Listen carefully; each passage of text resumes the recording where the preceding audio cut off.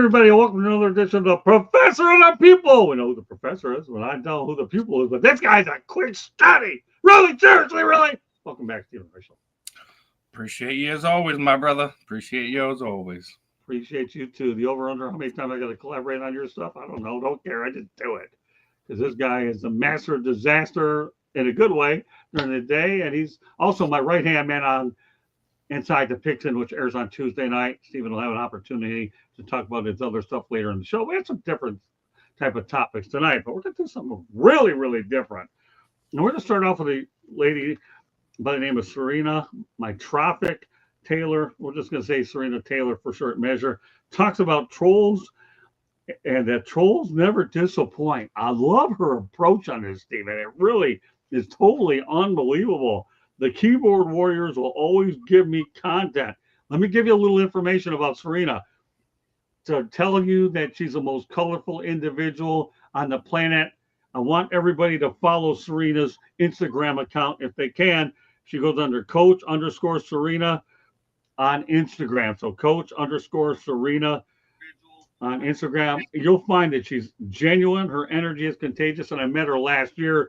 But let's talk about our key topic, because this is part of what we're going to be mentioning in Lessons from the Microphone Part 2. And Serena's earned her place in there because this is a dynamite topic that I think people should really understand. That's why it's our lead topic of the night. I've taken a lot of people's trolls and turned them into content myself. So what Serena's mentioning on this show is so true. It really is. Again, at any time you can take a topic and turn a negative into a positive, Stephen, that's what you do. So for those of you that are watching us live or later on, go to Instagram and follow Coach_Serena on Instagram. But again, her energy is contagious. And when you see pictures of her, the word colorful will definitely bring on a new meaning. So, all right, Stephen, what are your thoughts about what Coach Serena is preaching here? Listen, it doesn't matter what your social media platform is, what how you go about things, the negative Nancys of the world, they always give you content in some way, shape, or form. You could have, we could be just discussing, something that's going on in general sports, something that you've written about, something that you do. I had someone on TikTok making fun of the Ben, stuttering over a few words, just repeating himself. I'm like, you're literally making fun of somebody that is who was a professional athlete, a college athlete, who's doing something in your life. Meanwhile, you're hiding behind a blocked account. Right. like, dude, appreciate the likes, appreciate the comments. Now you're driving my video up, but more people seeing it. You think I care? You making fun of me, making fun of Ben, making fun of what you're driving people to my content. You're giving me stuff to laugh about. Me and Ben will be laughing about it on the next show about how much of an idiot you're making yourself look like. So the trolls, we were talking about before, they dig their own graves. And then what you do is you let them bury themselves. And then after the fact, we can do stuff like this, or we can sit there and just say, well, appreciate the traffic, and we're gonna sit there and laugh about you. I'm not gonna name names. I'm not gonna drop social media handles or anything like that, or let people know where to go find it. Just if you follow us enough, you should and listen to what we're going on. You should be able to find it pretty easily, actually. But I don't need a name drop. You let them drown themselves at that point in time. Point, laugh, and move on. Well, I'll mention the name Ben Troop because it's a big part of Inside the Picton, man. If nobody doesn't like Ben Troop, something's really, seriously, really, there's nothing to like about this guy. Well, no, all right, we're talking about Ben. All right, someone was going after former Eagles tight end Jason Dunn. He does a podcast with the Kansas City Chiefs. Somebody had posted, because it's now 87 days until the kickoff. Someone had posted, like one of these Eagles account had posted a picture of him. It was like, why would someone post something, like started dropping some stats he had, which was completely wrong, right? And he's like, well, maybe the reasons why, like, first off, Jason Dunn was all rookie team his first season, but every year he was there, one, he was injured, two, he had 1,000-yard rushes behind him. I don't think they're going to be passing the ball when you have almost 2,000-yard rushers behind you. So, like, you want to sit there and try to tear people apart on social media.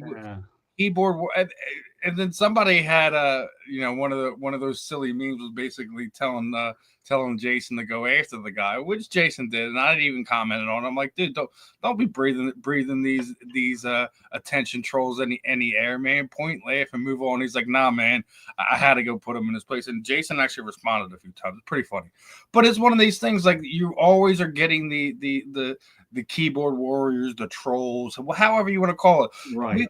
I talk about it about fighters all the time.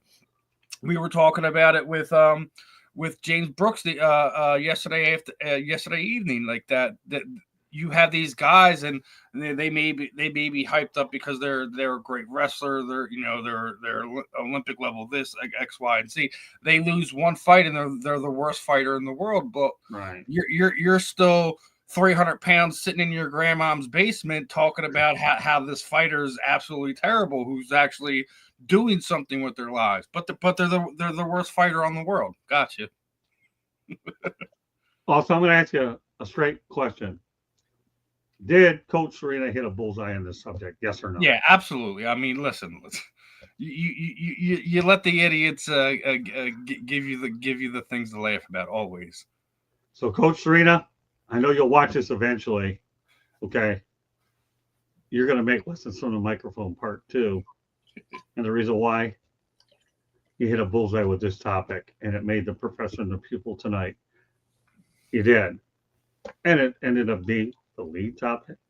So I will notify you that this thing went live. If you're not, although she subscribes to our channel anyway, give her a shout out on Instagram. She's an amazing woman. I love her. She's the most colorful, candid, personable person I've ever seen. Unbelievable lady. And she made it to the professor and the pupil tonight. Our last topic-oriented show before Candy and I hit the road to Europe. Now I make you feel good, Coach Serena. And I'll tell you one thing, Coach Serena, if you keep putting out topics like this, your information and your Instagram account are going to go out there and continue to be mentioned, because if I think something's good, I'm not afraid as a content hunter to put it up there. And tonight is living proof of that. All right, Coach Serena. God bless. Look forward to seeing another one on Instagram. With that said, we're going to talk about Stephen's topic. A story that he wrote for the Tribune. Cox's close career is full of fuel and racing. Steve, please elaborate. Man, first off, when Fletcher Cox retired, I wasn't happy. I thought he had another few years left in him, just like when Jason retired. They both retired the same year. But we obviously, everyone knows, Jason and Travis Kelce have their podcasts. Their beer company. Their beer company now owns a professional team. On top of that, like they're doing a lot with their post career. But Fletcher Cox retired for a couple reasons. Obviously, he felt like it was his time. But one, he had a family member passed away, and he made a promise to take care of his family. So, he basically, for lack of a better term, adopted a bunch of his nieces and nephews, and he's been making sure that they have everything and they need. But on top of that, Fletcher is an avid Top Fuel fan. He actually bought what's left of Atco Raceway over here in the New Jersey area, in Atco, New Jersey. And he also has formed his own race team. And if I'm not sure if since then he has also partnered with another Top Fuel team under Cox Racing, and his car is absolutely flying down the track. He's qualified. He's I think he's one of the top guys in there doing his thing with his car, and he's the actual man driving it. It's not right. It's not like some guy, some driver he hired. He's the guy running it down the track, and he was always a gearhead, a musclehead, however you want to refer to that to. But it's refreshing to see some of these guys, especially a good old country boy like like Fletcher Cox, ripping it down the racetrack, and he's doing 3-4 second passes down that quarter mile. It's a beautiful thing to see, especially when you see a lot of these guys. They get into the wrong things. They get stuck with themselves. We've seen situations where guys who've been banged up by the league, they wind up blowing their money just doing silly things. It's nice to see Fletcher doing something that we all can enjoy too. It's not like not everyone's Jason Kelsey. He's got his little brother who's a significant figure in the entertainment world, on top of being a professional football player. We don't know how many more years Travis has left, but they're doing some fun over there, and Mr. Fletcher Cox is doing his thing right now too, is ripping it up down the track, and I'm looking forward to seeing when they compete again here soon. Hopefully they'll be a little bit closer so I can check it out myself. Let me tell you something, Steven. There's nothing like a great adrenaline rush, and I'm going to give you a story tonight, okay, my friend? Russell Branham, who used to be the head of PR for Homestead Speedway down here in Miami, and Russell's a very dear friend of mine in the motorsports. But one of these days, I'll hopefully connect with him. I'm so busy with other stuff. Give me an opportunity to drive a NASCAR as part of a racing experience. Initially, I was going to do a ride along. So Russell says to me, "You want to drive this car?" So, "You're joking." "No, you're not joking. I'm really seriously, really." "Well, yeah. I mean, but you got to take a 1-hour course to do it." "No problem. I'll do it." Told my wife, "Oh, the greatest day of my life." And then she says to me, "Even over a wedding?" "Candy, you just don't get it." I'm telling you, I get to drive, and I don't have to worry about a cop busting me going too fast. Because my wife will tell you, she knows I like it. I have a lead foot.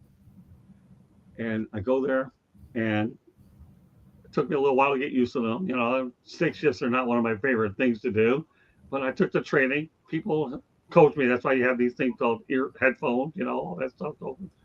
Once I got that puppy rolling, I went 12 laps and ended up doing a lap in excess of over 140 some odd miles an hour. My best lap. Russell said to me, "You did a good job back there." So you sat there, felt out the track the way you ended up doing, and then you got better as you went on. That's what the whole plan is. You don't sit there, go out there, blow out the motor on the first one. Of course, the way I was shifting gears, I'm glad I didn't.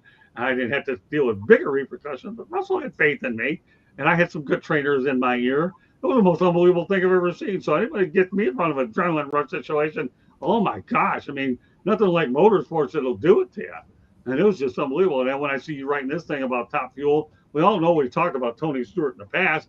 This guy's won at every level, from Indy all the way to NASCAR, and now he's doing drag racing. And when I talk about Tony Stewart, but when you wrote on this topic, I said, you know what, this is a really good topic, man. This guy, Stephen Reichel, gets it. And when he starts to write more and more as time goes on, and right now we're not asking Stephen to write a lot of stories right now. I'm more concerned that he's able to establish himself as my protege on this network to do the things that I need to do to fill in when I'm gone. Stephen will write eventually. We're not worried about whether this guy can write. I'm doing the bulk of the writing right now because I have covered so many events. I'm trying to get caught up, just so you know. That's why I'm not worried about you. You're right when you're right. You just keep doing what you're doing. I got a few squirreled away for the next few weeks too. I'm not worried about it. I know you're not. I got a couple topics I got to get off my chest, man. I got a couple topics I got to get off. Get them off your chest. I'm not going out there and giving you a hard time. I'm giving you some latitude, but it's okay. You want to get them off your chest? It's all you're doing is going out there getting more topics than they show in the first place. I'm proud of you, kid. I really am. I'm taking the monkey off your back to do it. I have all these things I have to do anyways. Wait till you see my next one about brain trauma and head injuries that I'm working on, and how many videos I stack in that before you get around to finishing lessons from I want you to read that one is what I want you to do. Because I'll tell you one thing, and he reads everything and retweets everything on the planet. This guy didn't get 20,600 followers by not doing anything. The one word that does not define Stephen Reichel, is lazy. He's anything but lazy, this guy. That's how you grow. And Steven Reisel to me is unbelievable. I mean, this guy, but I'm cutting you some slack. If you want to go out there and do it, I'm not stopping you. You know full well that with the mentoring I've given you, that really ultimately comes down to some of the best writers, broadcasters become good writers.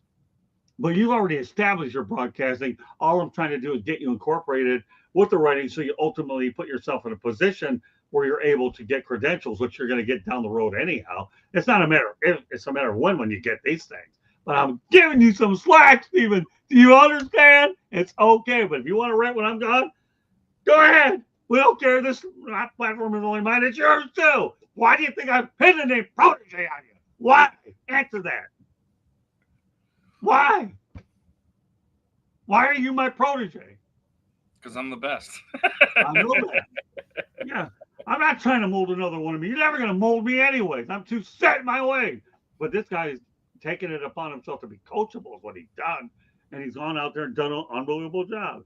And again, he's going to be in Lessons on the Microphone Part 2 because he's earned the right to be in that book. I don't have to put any Tom, Dick, and Harry in that book. You have to earn your way in that book, and that's called respect. And that's what Stephen has done. But, you know, I mean, again, I'm not calling out anybody with any lazy comments, but you have to be successful, you have to go out there and you have to put in the work, right, Stephen? As long as you put in the work, they take care of themselves. Yes, sir. We both know that. With that said, since I'm so flamboyant and high-strung, we're going to a station break. We're going to talk pro football next when we come back here on the Professor and the People. Stay with us, everybody. I don't care if the Stanley Cup Finals are on tonight. So what? You'll watch it now, later, or whatever. Candy, go ahead. South Florida Tribune Publishing Company published a book, Lessons from the Microphone, Tuning into the Enduring Wisdom of Visionary Leaders. It is written by your host, Scott, the Motor City Madmouth Morganroth. Forward was written by George Eichhorn. It talks about media and how media has changed over Scott's 40-plus years in the business. It's available Amazon, Barnes & Noble, Kindle, Google, and Apple Books. There's also a link on our website, www.southfloridatribune.com, where there is a plethora of great other content. Go check it out. If you like to listen to podcasts, you can find us wherever you get your podcast. If you see the red subscribe button in the lower right-hand corner, go ahead, give us a subscribe, like, share us with all your friends and family. If you want to advertise or sponsor a show, call Scott 954-304-4941. And if you have any topic ideas or want to be a guest, you can always email us at southfloridatribune@gmail.com. Back to you, Scott. Great stuff. All right, we're going to change the narrative, Stephen, to pro football. All right, we've already talked about these other things. I know we've already hit a bullseye on the first two. We're going to hit a bullseye as well on the next one as well. Thanks for everybody joining us tonight. We're going to talk about most expensive offensive lines. We're going to touch on this basically a little bit tonight. More of it will be talked about on tomorrow's edition of Inside the Picks. But Steve and I have an opportunity to address these topics, so we'll have more things to say about it tonight, and we'll talk about it less, right, Stephen, as we give our other experts an opportunity to do it tomorrow, as well as some new stuff. So for all of you, let everybody know tomorrow, Inside the Pigskin will be on approximately 8:30 p.m. Eastern Time. Stephen, we're going to talk about most expensive offensive lines in the NFL. Carolina comes in at $96.8 million, followed by, let's see, who else do we have there? And the guys that we're going to mention, I don't really worry about the names right now, but they come in at $96.8 million. Minnesota obviously comes in at 69.3. I'll get more involved with the names tomorrow. I'm only interested tonight in just the teams as well. Kansas City Chiefs at $86 million, and the Detroit Lions at $66.5 million. Again, we'll get into more details tonight. We're just giving a basic idea. What are your thoughts about these particular teams here and how much money they've spent? The one thing I will mention about the Lions, though, is that at that time when this was printed out, Frank Ragnow was not retired. So obviously that number will change a little bit, but that's just the only thing that'll change their number. So we talk about offensive lines. It's important to protect the quarterback. Give me your overall thoughts about this. I just love the fact that my Eagles aren't on this list. They have the best offensive line in football, and they're not in the top 4 most expensive lines in football. Meanwhile, they have Lane Johnson, they have Jordan Mailata, they have Landon Dickerson, they have Cam Jurgensen, all have either extended or restructured contracts in a way where they were getting paid more money. So Mailata was paid 2 seasons ago. Landon Dickerson got paid this pay season. And we're not seeing the best offensive line of football on that list. Now let's get into that list. Obviously, the Carolina Panthers. Well, they highest one on that list, right? And where did they finish? So well, right. So my thing is yes, we all know like the most important part is up front. It doesn't matter if we're talking defenses or offense. The guys up front have to get paid good bucks, but they also have to be, 1, available, and 2, they have to be the best. And I know I might be a little biased when it comes to some of this, but there's maybe one team on there that the 4 that you have written down that I actually have respect for, and I think that have one of the better offensive lines in the league, and that is your aforementioned Detroit Lions. Right. Kansas City Chiefs. What was going on last season? One, we were just talking about availability. They had to move guys around. Joe Thinney before he left to go to Chicago. They moved them from tackle to guard in the Super Bowl. Didn't do him much because Patrick Mahomes was running around like a crazy person, but he did that most of last season. So just because you have one of the higher paid offensive lines in the league doesn't mean you have one of the best offensive lines in the league. Minnesota, they were obviously bounced back pretty well after some lean years there, missing the playoffs, having some disappointments, but they don't really get beat up too much in that area. So right. You do have some respect for them in that regard. But, what was the other team on there? The Giants, really? Yeah, the New York Giants. I don't know if I mentioned it, but it's worth mentioning they're $69.5 million. So thanks for doing it. All right, but you know what? Go ahead. So I mean, and I'm gonna just continue to laugh because sure, they're your I-95 rival right up the road. Exactly. I know what you're thinking, man. You're a Philly guy born in Bruce. Go ahead. Yes, the New York Giants are obviously the New York teams will always be my direct rival outside of I-95, man. Exactly. You got the New Jersey Giants. You got the New Jersey Jets because they're not the New York nothing. But that's a note for another day. But the fact that they're on this list and they have been at the bottom of the league over the last few years. There's probably a reason why they either drafted or through free agency brought in 3 new quarterbacks because the other ones they ran right down into the dirt. Right. That price tag is not befitting of being on this list. 1, 2, their play on the field does not have a reason for them to even be on the top 4 paid total offensive linemen in the league.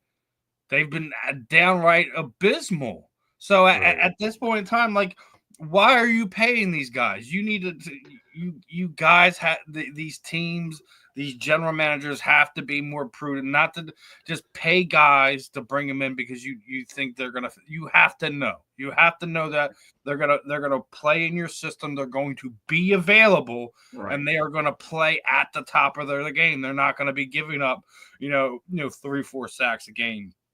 Things of that nature. If your quarterback is on the dirt more than a handful of times a game, you have problems. And for a couple of the teams on this list, Carolina, obviously they're on an upward trend, right? But that's been the thing. Their quarterbacks have been running around like chickens with their heads cut off because they're either due to bad play calling, play design, bad offensive line play. You can't just pay guys for the sake of paying them. You have to know that they're going to be the best at their position. The only one, I'm not going to go after is Minnesota and Detroit. The only ones, the other ones, it's kind of let's just make some fun of, but it's all right. Well, you know, I'm going to add a little something to your New Jersey Giants. That's too funny. I know I'm going to lose it once in a while. I'm human, no matter what people want to think, no matter how much it goes to deep end and have fun. Well, not really, seriously, really. I mean, when you think about the technicality, can you believe that the only state NFL team in the state of New York is the Buffalo Bills play in the state? I'm leaving it at that because I'm not going to touch the other one. People, just watch the show. This guy comes up with some crazy stuff. We just have a lot. Steven and I have a blast. Last topic we're going to talk about tonight, then Steven's going to give everybody an idea what his lineup is for the rest of the week. It's this. The stage is set. The UFL championship game will take place on Saturday night at 8 o'clock p.m. on ABC Sports. There will not be a repeat champion. I have nothing against the three-peat phrase at all. Many of them have used it. I'm not going to dwell on it. I'm not going to really put a lot of prudence to the Birmingham Stallions three-peat because you're only playing in, 6 to 8 teams anyway, so they're new. But they did it nonetheless. I have to acknowledge it. But the Stallions lost to the Michigan Panthers 44-29.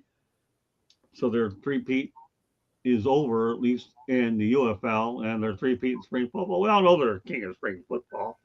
And, of course, on the other half of the draw, the DC Defenders went out there and knocked out the hometown St. Louis Battlehawks, and they did that with a 36-18 win. The only thing I'm going to say about this is the St. Louis Battlehawks should have kept A.J. McCarron. If there's ever a guy that loved the city of St. Louis, they should have done it. But also watch out for Bryce Perkins as well. The guy played on the L.A. Rams. So, Steven, what are your thoughts about the upcoming United Football League championship game, other than the fact that there could be some NFL players in this game as well as throughout the league? I mean, this is basically a little mini tryout for a lot of these guys. As you know, you still have some teams waiting to fill out their 90-man roster before as we're getting close to the end of OTAs before we get to training camp. So, in my opinion, like for some of these guys, you're going to see them,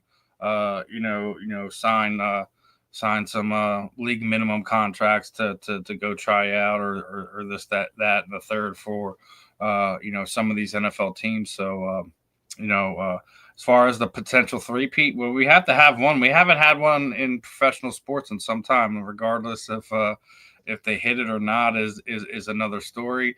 We just seen my Eagles stop another three-peat champion. So, that's true.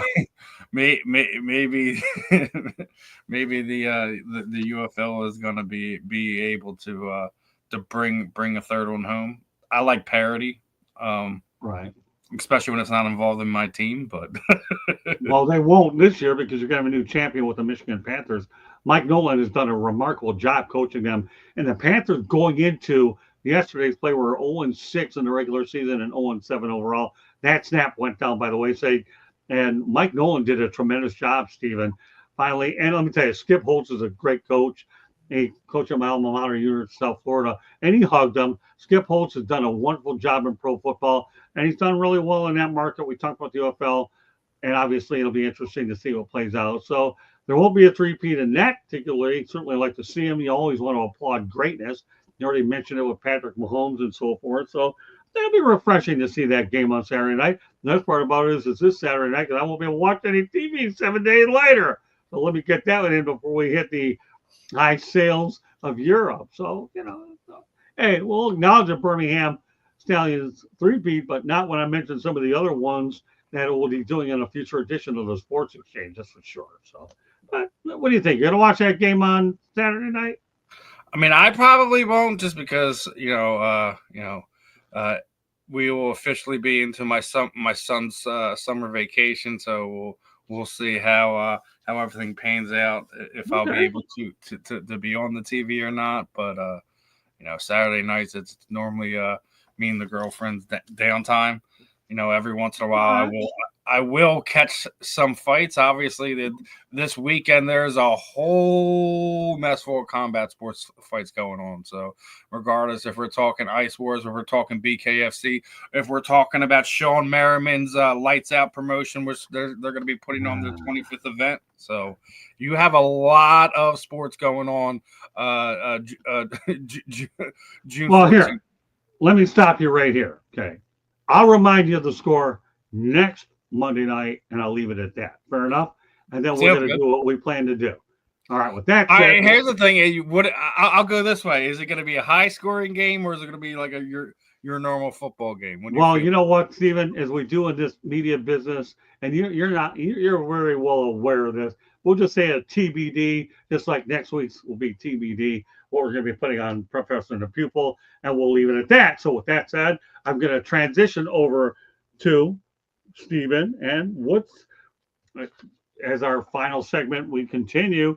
So what's ahead for the week with you, Stephen? What type of shows are you going out there and planning to put out there this week for everybody? I told you, I've been holding one close to the vest. I'm going to continue to hold it just because of the simple fact of what's going on. But next week we got some fun stuff going on. We're doing a pre-recorded interview with a running back who was a major part of three franchises over his career. He was a Super Bowl champion.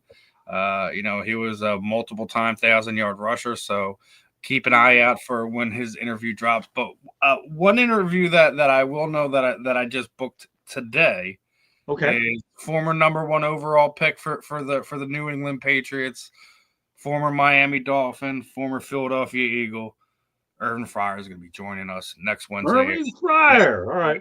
As soon as you get Irvin, what you got to do is try to get Irvin Fryer on our show on Inside the Picture. I don't know, man. He's busy, man. I've been trying to get a hold of him. If it wasn't for Luther talking to him and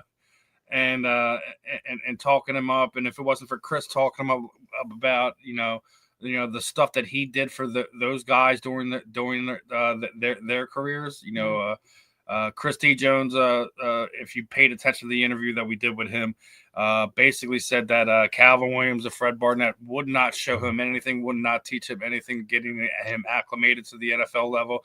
When Irvin Fryer came in his second year, he kind of took Chris under his wing and basically showed him how to be a professional in every way, shape, or form, and it's something that stuck with him. He never forgot. We still have the conversation. I still feel that Irving should potentially be a Hall of Famer. It's something that we beat on. We don't like how the Hall of Fame goes, both for the NFL and MLB, etc. I think it needs a major overhauling, and the fact that Sterling Sharp had to wait, almost 10 years after his brother went in to finally get in. It's rough, man. But you know what?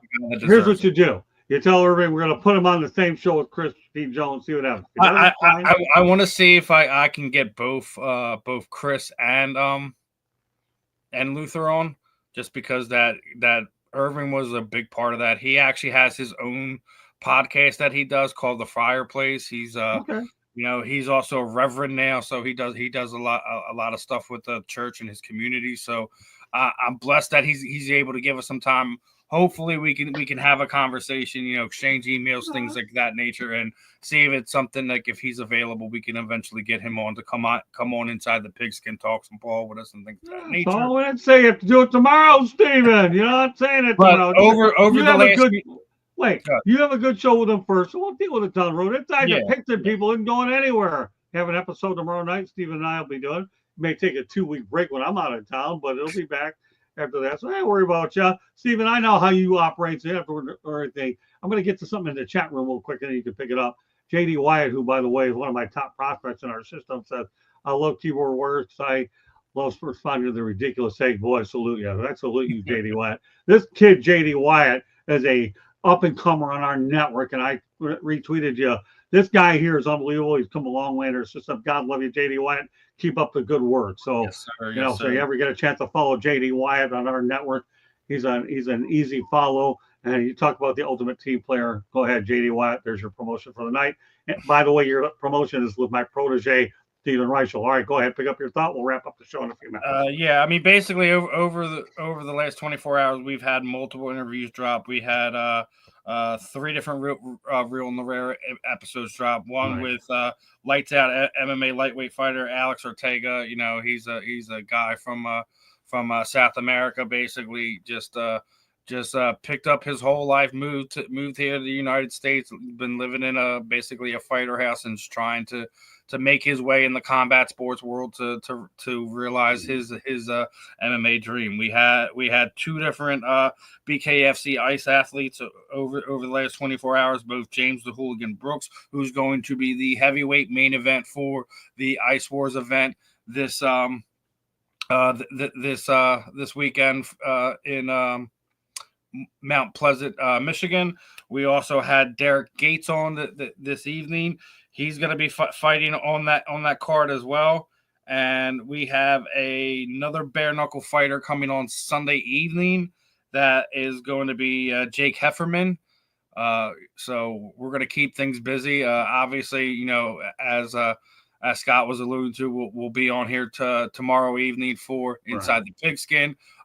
Me and Ben will be on Wednesday after, Wednesday morning for our program, the Fan in the End, and all the wonderful stuff that you guys are doing here on the network. We're going to continue to have fun with. But guys, make sure you're locked in. That interview with Urban Fryer is going to be a fun one.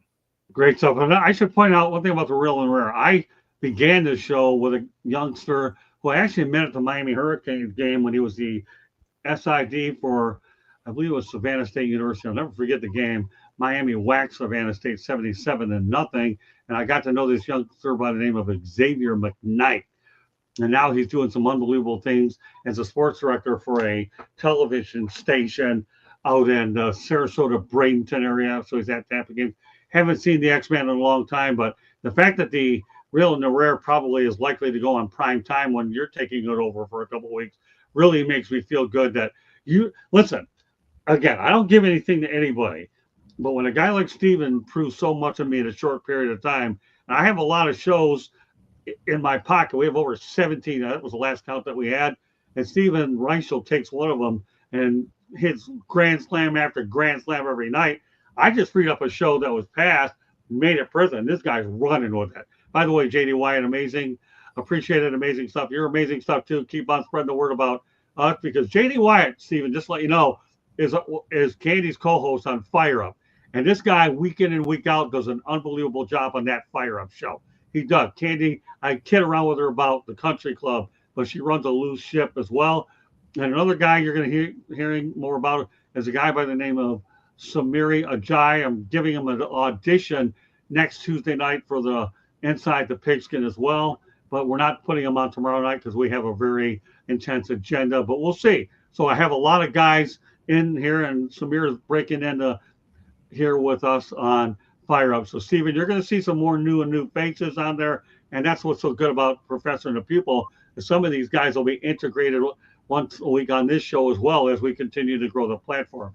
I love my established guys, whether they're players or not, but I'm telling you, the key to this platform maintaining the sustainability that needs is I need people like you here alongside of me and the young guys that I actually have in the system that'll be opportunity that you're going to work with for a long time after the fact. So great stuff.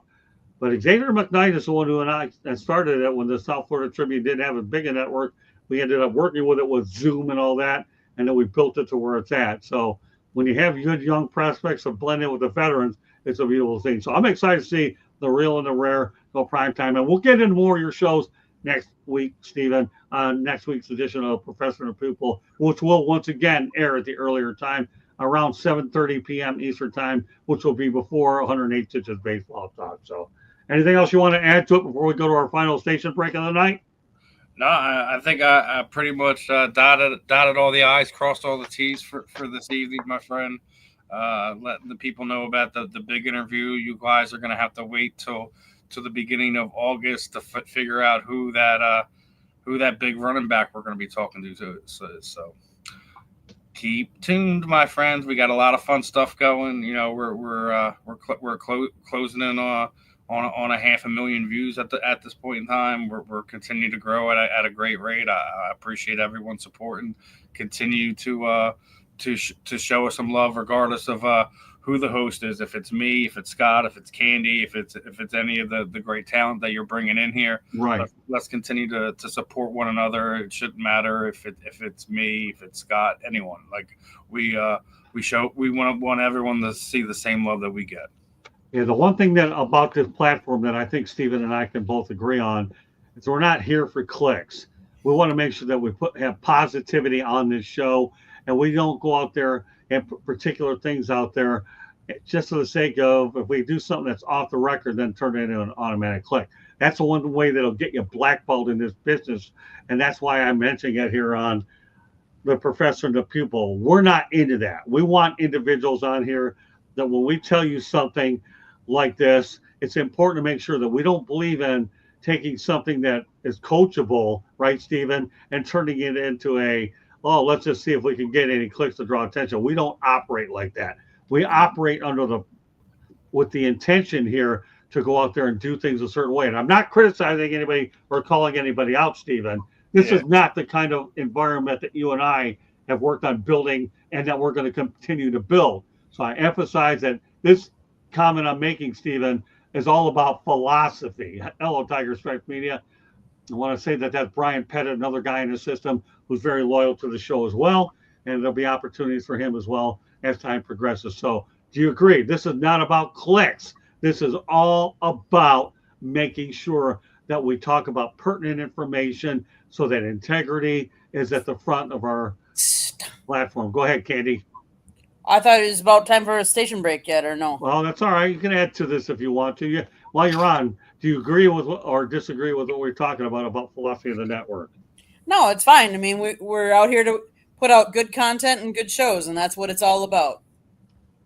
Now you get your station break. All right, great. And by the way, in case you missed our baseball show tonight, it was unbelievable. I had Stuart Hack on there, Trent Clark, George Eichhorn, Eric Katz, and I was on there. We had 5 of us. Am I missing anybody, Candy? We got myself, Stuart, Eric, Trent, and George Eichhorn. So Nope, we talked about New York sports, and here we go again. So now we have the professor and people. All right, last station break of the evening. South Florida Tribune Publishing Company published a book, Lessons from the Microphone, Tuning into the Enduring Wisdom of Visionary Leaders. It is written by your host, Scott, the Motor City Madmouth Morganroth. Talks about all kinds of things about the media and etiquette and what to do, and it's a great book for you to learn and read upon. It talks about his 40-plus years and how the media has changed over those 40 years. Go get your copy today. It's available on Amazon, Barnes & Noble, Kindle, Google, and Apple Books. There's also a link on our website, www.southfloridatribune.com, where there is a plethora of great content, including some of Steve's writing. And then all of our shows get posted on there as well. So if you ever have a hard time finding where our shows are, they're always posted on the South Florida Tribune YouTube, our YouTube, but they're also on our webpage. If you want to advertise or sponsor any of our shows, you can call Scott, 954-304-4941. If you want to be a guest on any of our shows or have topic ideas that you want us to cover, you can always email us at southfloridatribune@gmail.com. If you like to listen to audio, we are wherever you get your audio, so go check us out. Back to you, Scott. Thank you, Candy. One of the things that Stephen and I talked about before we went live is one of the chapters that'll be in Lessons from the Microphone Part 2, and I'll be working on the outline, but I will be previewing specific chapters before release, is a perfect way to get blackballed in this industry. So that's a chapter that for a lot of you folks that are starting out in the business, there's certain things to do, not to do. That'll be a chapter that we'll talk about, later on as the year progresses. So, but that's an important chapter, Stephen, because you can't go out there and do stupid things and find yourself biting yourself later on. You have to do things the right way, because if you're going to maintain any kind of stability and sensibility, you can't do things in that particular way. I think that's a perfect chapter for a future book. Don't you, Stephen? Yeah, man. Like there's certain, listen, things happen. People have disagreements. People, perceive things the wrong way. It's all about how you react to it. Right. I even did things stupidly when I was younger. I had a situation where reached out to an athlete. They referred me back to the management company. Management company didn't answer. Reached back out to the athlete, and they were asking for money. I went and talked to a few of my media friends, and I screenshot it and put it all over my thing. I wound up getting into it with the management company, which no longer in contact with. Listen, sometimes you have to go things in a proper way. I thought I was going about it a proper way, but apparently they didn't see it that way. Now, not only am I not interviewing that athlete, but anyone who that management company works with, you're not going to be able to talk to them now. Was it worth it me putting it out there? Probably not. But that's why you learn things and how to deal things in a certain way, do things in a proper way. You don't want to burn your bridges just because you're upset about a specific situation, regardless if you feel you're in the right or not. You have to know how to deal with things in a professional manner. That's all. Instant gratification, people, don't work. When you know that something is off the record and you put it on the record, whether it's disclosed or not, you have to be smart enough to know what off the record is and understand what coaching is all about. And that's the one thing that Stephen and I are definitely making sure that everybody on our platform that we're coaching right now understand the difference between off the record, being coached, and then trying to use it for instant gratification. And we're not into click business. We're here to make sure we give it to you every way that we can. That does conclude this edition of the Professor and the People. We want to thank everybody for joining us tonight. JD Wyatt, Tiger Stripes Media, thanks for being in the chat room as well. Stephen and I will do this again tomorrow on Inside the Picture. So I hope you can join us tomorrow at 8:30 p.m. Eastern Time. So on behalf of Stephen Reichel, this is Scott Morgan off the Motor City Madmouth. Thank you for joining us. Candy Epling, once again, great job being the executive producer on both 108 Stitches, Baseball Talk, and the Professor and the People. Good night, everybody. Stephen and I will see you tomorrow night.